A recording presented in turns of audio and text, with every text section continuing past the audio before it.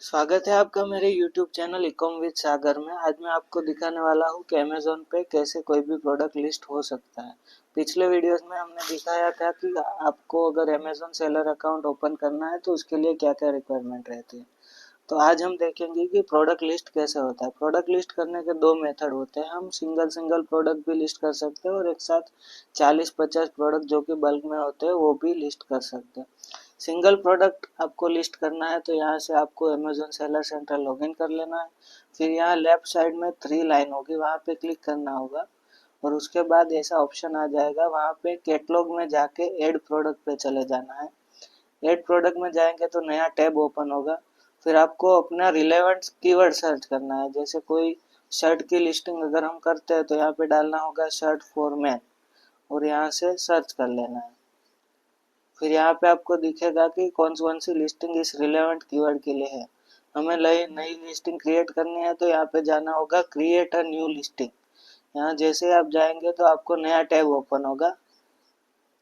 यहाँ पे आप अपना आइटम नेम डालेंगे और यहाँ प्रोडक्ट टाइप पे जैसे पहले आइटम नेम डालेंगे तो यहाँ प्रोडक्ट टाइप पे आपको ऑप्शन आएगा। मैं आपको दिखा देता हूँ, शर्ट ऐसा डाल के, ये सिर्फ एग्जाम्पल है। फिर यहाँ से आपको रिकमेंडेशन दिखाई देगा कि आपको कंफर्म करना है या अदर कैटेगरी सिलेक्ट करनी है। उसके बाद आपको यहाँ से नेक्स्ट जाके जो भी डिटेल्स है वो सबमिट करनी है। फिर आपसे एसकेयू वगैरह मांगेंगे, वो भी आपको देना है और फिर लिस्ट हो जाएगा आपका प्रोडक्ट। अभी हम लोग देखेंगे कि बल्क में जो प्रोडक्ट लिस्ट होते हैं वो कैसे होते हैं।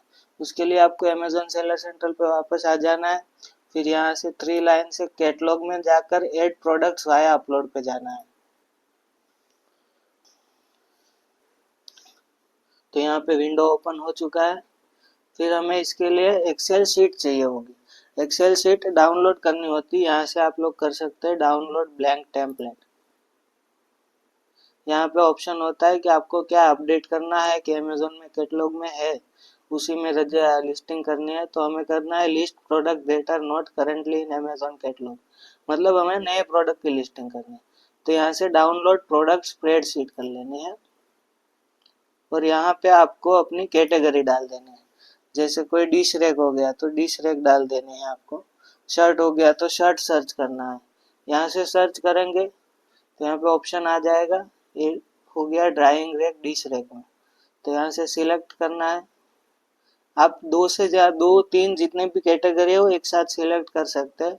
उसके बाद आपको यहाँ पे नीचे आ जाने के बाद यहाँ पे आपको डिसेबल करना होगा in beta version of new template, उसको डिसेबल कर देना है और यहाँ पे स्किप कर देना है। उसके बाद आप चले जाइए जनरेट स्प्रेडशीट में और यहाँ से ये डाउनलोड हो जाएगा।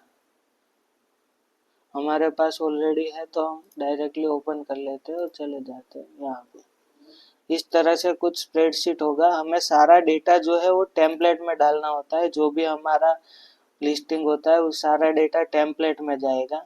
यहाँ डेटा डेफिनेशन है, मतलब कौन सा प्रोडक्ट एट्रीब्यूट क्या कहना चाहता है, वो मैंडेटरी है कि नहीं है, वो सारा कुछ यहाँ से पता चल सकता है। जैसे पहला हो गया है प्रोडक्ट टाइप, तो इसमें डिस्क्रिप्शन है, वहाँ से आप देख सकते हैं कि क्या डालना है।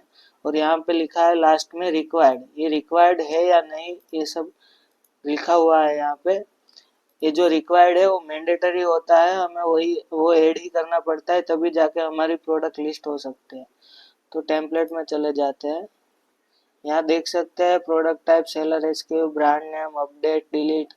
अगर आप नया प्रोडक्ट ऐड करते हैं तो उसको अपडेट में जाएगा। फिर product ID product type item name, ऐसे करके आप पूरा एक्सेल शीट फिलअप कर सकते हैं। फिर यहाँ पे वेरिएशन भी अगर प्रोडक्ट का हो तो वो भी डाल सकते हैं। इस तरह से प्रोडक्ट स्प्रेडशीट आता है। तो पूरा डेटा डालने के बाद हमने जहाँ से डाउनलोड किया था स्प्रेडशीट को वहाँ वापस आ जाना है और यहाँ से क्लोज करना है और उसको अपलोड कर देना है यहाँ पे। जैसे मैं अपलोड कर रहा हूँ और ये हमारी फाइल है। तो डायरेक्टली हम अपलोड करते हैं। यहाँ पे क्लोज प्रीव्यू और यहाँ पे सबमिट प्रोडक्ट्स पे क्लिक करेंगे तो ये सबमिट हो जाएगा पूरा और 2-5 मिनट बाद आप देख सकते हैं कि ये प्रोडक्ट लिस्ट हुआ है। अगर उसमें कोई एरर आता है तो वो भी फाइल में दिखा देता है। तो आप लोग ऐसे कर सकते हैं अपने प्रोडक्ट लिस्ट। अगर आपको कोई भी डाउट होता है तो आप हमें कमेंट करके पूछ सकते हैं। Thank you for watching.